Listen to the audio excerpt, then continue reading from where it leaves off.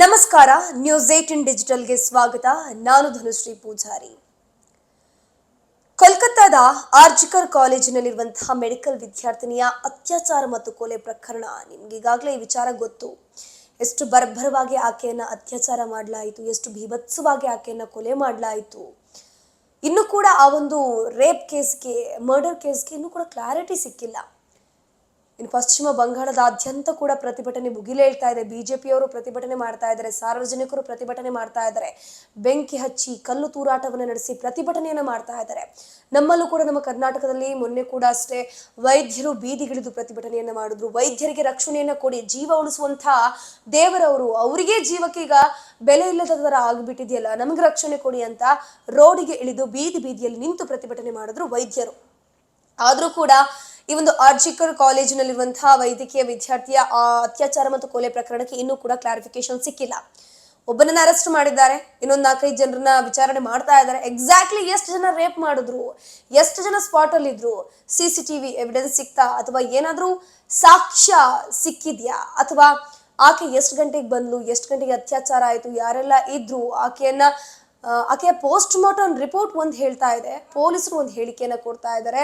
ಹೇಳಿಕೆಗೆ ಒಬ್ಬನನ್ನ ನಾವು ಅರೆಸ್ಟ್ ಮಾಡಿದ್ವಿ, ಆತನೇ ಅತ್ಯಾಚಾರಿ ಅಂತ ಹೇಳ್ತಾರೆ. ಆದ್ರೆ ಅದರ ಹಿಂದೆ ಕಾಣದ ಕೈಗಳು ಬಹಳ ಇದೆ ಅಂತ ಅಲ್ಲಿನ ವಿದ್ಯಾರ್ಥಿಗಳೇ ಹೇಳ್ತಿರುವಂತಹದ್ದು.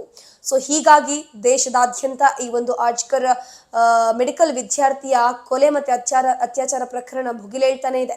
ಇನ್ನೂ ಕೂಡ ಅದರ ಬಿಸಿ ಜಾಸ್ತಿ ಆಗ್ತಾನೆ ಇದೆ. ಇಂಥ ಸಂದರ್ಭದಲ್ಲಿ ಈ ಉತ್ತರ ಭಾರತದ ಭಾಗದಲ್ಲಿ ಬಹಳಷ್ಟು ಕಡೆ ನಮಗೆ ತಿಳಿಯದಿರುವಂತಹ ಅತ್ಯಾಚಾರ ಪ್ರಕರಣಗಳು ಕೂಡ ಇನ್ನೂ ಬೆಳಕಿಗೆ ಬರ್ತಾ ಇಲ್ಲ. ಎಷ್ಟೋ ಅತ್ಯಾಚಾರಗಳಾಗ್ತಾ ಇದೆ, ದಿನನಿತ್ಯ 10ರಿಂದ 15 ಅತ್ಯಾಚಾರಗಳಾಗ್ತಾ ಇದೆ. ಅದರಲ್ಲಿ ಪ್ರಮುಖವಾಗಿ 2 ಅತ್ಯಾಚಾರ ನಿನ್ನೆ ಆಗಿದೆ. ಅದ್ರ ಬಗ್ಗೆ ನಾನಿವತ್ತು ನಿಮಗೆ ಡೀಟೇಲ್ಸ್ ಅನ್ನ ಕೊಡ್ತಾ ಹೋಗ್ತೀನಿ. ಪಶ್ಚಿಮ ಬಂಗಾಳದ ಕೋಲ್ಕತ್ತಾದಲ್ಲಿ ಭಯಾನಕತೆಯ ಮಾಸುವ ಮುನ್ನವೇ ಈಗ ಮಹಾರಾಷ್ಟ್ರದ ರತ್ನಗಿರಿ ಜಿಲ್ಲೆಯಲ್ಲಿ 19 ವರ್ಷದ ನರ್ಸಿಂಗ್ ವಿದ್ಯಾರ್ಥಿನಿಯ ಮೇಲೆ ಅತ್ಯಾಚಾರವನ್ನ ಮಾಡಲಾಗಿದೆ. ಈ ನರ್ಸಿಂಗ್ ವಿದ್ಯಾರ್ಥಿನಿ ಏನಿದ್ದಾಳೆ, ಕಾಲೇಜ್ ಮುಗಿಸಿ ಮನೆಗೆ ಹೋಗ್ತಾ ಇರ್ತಾಳೆ. ಅಷ್ಟೊತ್ತಿಗೆ ಏನಾಗುತ್ತೆ, ಒಂದು ಆಟೋವನ್ನ ಹಿಡಿತಾಳೆ. ಆಟೋ ಹಿಡಿದಂತಹ ಸಂದರ್ಭದಲ್ಲಿ ಆಟೋ ಚಾಲಕ ಏನ್ ಮಾಡಿರ್ತಾನೆ, ಈಕೆ ಬರೋದನ್ನ ನೋಡಿ ಈಕೆ ಬಂದು ಬಾಯಾರಿಕೆ ಆಗ್ತಿದೆ, ನಂಗೆ ನೀರು ಬೇಕು ಅಂತ ಕೇಳ್ತಾಳಂತೆ. ಈತ ಅದೇ ಒಂದು ಟೈಮನ್ನು ಯುಟಿಲೈಸ್ ಮಾಡಿಕೊಂಡು ಆತನ ಕೈಯಲ್ಲಿ ಆಗ ಡ್ರಗ್ಸ್ ಎಲ್ಲಿಂದ ಬಂತು ಏನೋ ನಾ ಕಾಣೆ, ಬದಲಾಗಿ ಆತ ಏನ್ ಮಾಡ್ತಾನೆ, ಆ ಡ್ರಗ್ಸ್ ಅನ್ನ ಆ ನೀರಿನೊಳಗೆ ಮಿಕ್ಸ್ ಮಾಡಿ ಈಕೆ ಕುಡಿಯೋಕೆ ಕೊಡ್ತಾನೆ. ಈಕೆಗೆ ಮತ್ತೆ ಬರುತ್ತೆ, ಅನ್ಕಾನ್ಶಿಯಸ್ ಆಗ್ಬಿಡ್ತಾಳೆ, ಪ್ರಜ್ಞೆ ತಪ್ಪು ಬೀಳ್ತಾಳೆ. ಇದನ್ನೇ ಯುಟಿಲೈಸ್ ಮಾಡ್ಕೊಂಡ ಈತ ಏನ್ ಮಾಡ್ತಾನೆ, ಆಕೆಯನ್ನ ಬೇರೆಡೆಗೆ ಕರ್ಕೊಂಡು ಹೋಗಿ ಅತ್ಯಾಚಾರವನ್ನ ಮಾಡಿ ಹಾಕಿದ್ದಾನೆ. ಸದ್ಯಕ್ಕೆ ಆತನನ್ನ ಅರೆಸ್ಟ್ ಮಾಡಿದ್ದಾರೆ ಪೊಲೀಸರು. ಈ ಪ್ರಕರಣ ನಮ್ಮ ಉಡುಪಿಯ ಕಾರ್ಕಳದಲ್ಲೂ ಕೂಡ ಇಂಥದ್ದೇ ಒಂದು ಘಟನೆ ಆಗಿದೆ. ನೋಡಿ, ಯಾವುದೋ ಒಬ್ಬ ಅನ್ನೋನ್ ಪರ್ಸನ್ ಇರಲಿ ಅಥವಾ ನಮಗೆ ಪರಿಚಯ ಇರುವಂತಹ ಒಬ್ಬ ವ್ಯಕ್ತಿಗಳ ಕೈಯಿಂದನೂ ಕೂಡ ನಾವು ಏನೂ ಕೂಡ ಪಡ್ಕೋಬಾರ್ದು, ಏನೂ ಕೂಡ ಪಡ್ಕೊಂಡು ತಿನ್ಕೋಬಾರ್ದು ಅನ್ನೋದಕ್ಕೆ ಇದು ನಮ್ಗೆ ಬೆಸ್ಟ್ ಎಕ್ಸಾಂಪಲ್ ಹೇಳ್ಬೋದು. ಯಾಕಂದ್ರೆ ನಾವು ಚಿಕ್ಕ ಮಕ್ಕಳಿದ್ದಾಗ ನಮಗೆ ಪೋಷಕರು ಹೇಳ್ತಾ ಇದ್ರು, ಅಪರಿಚಿತರಿರಬಹುದು ಅಥವಾ ಪರಿಚಿತರೇ ಇರಬಹುದು, ಅತಿಯಾಗಿ ಫೋರ್ಸ್ ಮಾಡಿ ಇದನ್ನ ತಗೋ, ಇದನ್ನ ತಿನ್ನು, ಇದನ್ನ ತಿನ್ಕೋ, ಇದನ್ನ ಕುಡ್ಕೋ ಅಂತ ಹೇಳಿದ್ರೆ ನೀವು ಅದನ್ನ ಅಕ್ಸೆಪ್ಟ್ ಮಾಡಕ್ ಹೋಗ್ಬೇಡಿ ಮಕ್ಕಳ ಅಂತ ನಮಗೆ ಪೇರೆಂಟ್ಸು ಆ ಕಾಲದಲ್ಲಿ ಚಿಕ್ಕ ಮಕ್ಕಳಿದ್ದಾಗ ಹೇಳ್ತಾ ಇದ್ರು. ಸೊ ಈಗಿನ ಮಕ್ಕಳು, ಈಗಿನ ಜನರೇಷನ್, ಈಗಿನ ಯುವತಿಯರು ಹೆಂಗಾಗಿದ್ದಾರೆ ಅಂತಂದ್ರೆ, ಇನ್ಸ್ಟಾಗ್ರಾಮ್ನಲ್ಲಿ 3 ತಿಂಗಳ ಹಿಂದೆಗೆ ಪರಿಚಯ ಆಗದಂತೆ, 3 ತಿಂಗಳಲ್ಲಿ 1 ತಿಂಗಳಲ್ಲೇ ಡೇಟಿಂಗ್ ಅಂತೆ, ಮೀಟಿಂಗ್ ಅಂತೆ, ಈ ಥರದ್ರಲ್ಲಿ ಮುಳುಗೋಗ್ಬಿಟ್ಟಿದೆ ಈಗಿನ ಕಾಲದ ಜನರೇಷನ್ಗಳು. ಲಿಟ್ರಲಿ ಹೆಂಗೆ ಅಂತಂದ್ರೆ, ಈ ಕಾರ್ಕಳದಲ್ಲಿರುವಂತಹ ಯುವತಿ ಏನ್ ಮಾಡ್ತಾಳೆ, ಆ ಹುಡುಗನದ್ದು ಮುಸ್ಲಿಂ ಹುಡುಗಂದು ಪರಿಚಯ ಆಗುತ್ತೆ. ಪರಿಚಯ ಆಗಿ ಅವರು 3 ತಿಂಗಳ ಹಿಂದೆ ಇನ್ಸ್ಟಾಗ್ರಾಮ್ನಲ್ಲಿ ಪರಿಚಯ ಆಗಿ 3 ತಿಂಗಳಾದ್ಮೇಲೆ ಇಬ್ರು ಕೂಡ ಮೀಟ್ ಆಗ್ತಾರೆ. ಅದೇ ಸಂದರ್ಭವನ್ನು ಯುಟಿಲೈಸ್ ಮಾಡ್ಕೊಂಡು ಆತ ಏನ್ ಮಾಡ್ತಾನೆ, ಅಲ್ತಾಫ್ ಅನ್ನೋ ಯುವಕ ಆಕೆಗೆ ಬಿಯರ್ನಲ್ಲಿ ಡ್ರಗ್ಸ್ ಅನ್ನ ಮಿಕ್ಸ್ ಮಾಡಿ ಕೊಡ್ತಾನೆ. ಆಕೆಯದ್ದು ಕೂಡ ಪ್ರಜ್ಞೆ ತಪ್ಪಿ ಆಕೆಯನ್ನ ಕಾರ್ನಲ್ಲಿ ಅತ್ಯಾಚಾರ ಮಾಡ್ತಾನೆ. ಸೊ ಇಲ್ಲಿ ಆಕೆಯದ್ದು ಕೂಡ ಮಿಸ್ಟೇಕ್ ಇದೆ ಅನ್ನುವಂಥದ್ದು 100% ಸತ್ಯ. ಯಾಕಂದ್ರೆ ಯಾವುದೇ ಒಬ್ಬ ವ್ಯಕ್ತಿ ನಮಗೆ ಪರಿಚಯ ಆದ್ರೂ ಕೂಡ ಆತನನ್ನ ಎಲ್ಲಿಡಬೇಕು ಅಲ್ಲೇ ಇಡಬೇಕು, ಬದಲಾಗಿ ಆತನನ್ನ ಹತ್ತಿರಕ್ಕೆ ಬಿಡಬಾರ್ದು.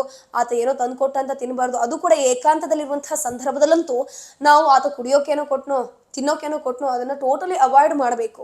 ಸೊ ಇಲ್ಲೂ ಕೂಡ ಆಗಿರೋದು ಅಷ್ಟೇ. ಮಹಾರಾಷ್ಟ್ರದ ರತ್ನಗಿರಿಯಲ್ಲಿರುವಂತಹ ನರ್ಸಿಂಗ್ ವಿದ್ಯಾರ್ಥಿನಿ 19 ವರ್ಷದ ಯುವತಿ ಏನಿದ್ದಾಳೆ, ಆಕೆಯೂ ಕೂಡ ಅಪರಿಚಿತನ ಜೊತೆ ನೀರಿನ ಬಾಟ್ಲಲ್ಲಿ ನೀರು ಕುಡಿಯಕ್ಕೆ ಕೇಳಿದ್ಲಂತೆ. ಆಬ್ವಿಯಸ್ಲಿ ಯಾರಾದ್ರೂ ಕುಡಿಯೋಕೆ ಬಾಯಾರಿಕೆ ಆದಾಗ ಬಾಯಾರಿಕೆಯನ್ನ ಸ್ಟಾಪ್ ಮಾಡೋಕ್ ಆಗಲ್ಲ. ಸೊ ನೀರು ಕೇಳಿದಾಳೆ, ಈತ ಏನ್ ಮಾಡಿದ್ದಾನೆ, ನೀರಿಗೆ ಡ್ರಗ್ಸ್ ಅನ್ನ ಮಿಕ್ಸ್ ಮಾಡ್ಬಿಟ್ಟು ಕೊಟ್ಟಿದ್ದಾನೆ. ಅತ್ಯಾಚಾರ ಆಗಿದೆ. ಇದು ಒಂದು ಪ್ರಕರಣ. ಇನ್ನೊಂದು ಪ್ರಕರಣ ಕೂಡ ದೆಹಲಿಯಲ್ಲಿ ಆಗಿರುವಂತದ್ದು. ದೆಹಲಿಯಲ್ಲೂ ಕೂಡ ಇಂಥದ್ದೇ ಒಂದು ಅತ್ಯಾಚಾರ ಪ್ರಕರಣ ಈಗ ಬೆಳಕಿಗೆ ಬಂದಿದೆ. ಇಲ್ಲಿ ಅತ್ಯಾಚಾರ ಆಗಿರುವಂತಹದ್ದು 12 ವರ್ಷದ ಬಾಲಕಿ, ಚಿಕ್ಕ ಹುಡುಗಿ ಆಕೆ. ಕಾರಣ ಕೇಳಿದ್ರೆ ನೀವು ನಿಜವಾಗ್ಲೂ ಶಾಕ್ ಆಗ್ತೀರಾ. ಏನಪ್ಪಾ ಅಂತಂದ್ರೆ ಆಕೆ ಒಂದು ಮನೇಲಿ ಇರ್ತಾಳಲ್ವಾ, ಆಕೆಯ ತಂದೆಗೆ ಹುಷಾರಿರಲ್ಲ, ಬಹಳ ವರ್ಷಗಳಿಂದ ಅನಾರೋಗ್ಯದಿಂದ ಬಳಲ್ತಾ ಇರ್ತಾರೆ. ಸೊ ಇಲ್ಲಿ ಏನಾಗುತ್ತೆ, ಪಶ್ಚಿಮ ದೆಹಲಿಯಲ್ಲಿ ರೋಹಿಣಿ ಅತೀಂದ್ರಿಯ ಆಚರಣೆಯನ್ನು ಮಾಡುವಂತಹ ನೆಪದಲ್ಲಿ 12 ವರ್ಷದ ಬಾಲಕಿಯನ್ನ ಒಬ್ಬ ವ್ಯಕ್ತಿ ಸ್ಮಶಾನದಲ್ಲಿ ಅತ್ಯಾಚಾರ ಮಾಡಿರುವಂಥದ್ದು. ಈ ರೋಹಿಣಿಯಲ್ಲಿ ಅತೀಂದ್ರಿಯ ಆಚರಣೆ ಅಂತಂದ್ರೆ ಏನಂದ್ರೆ ಮಾಟ ಮಂತ್ರ.